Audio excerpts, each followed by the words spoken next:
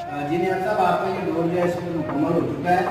Folding door आपके kitchen का front को कवर करने के लिए इसके अंदर स्पेशल ये बॉक्स जो आपने ऑर्डर किया था उसके हिसाब से इसका बॉक्स बना है। और यहाँ से हम डोर को ओपन करेंगे, बहुत ही स्मूथ डोर है।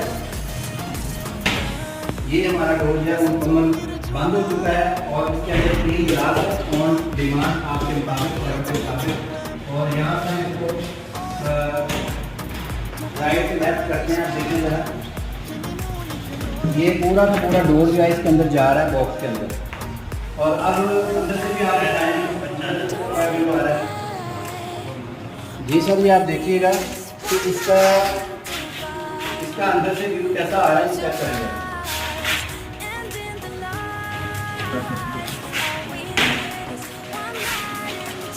अभी इसकी रेलिंग देखें, ऊपर इसके ग्लास देखें।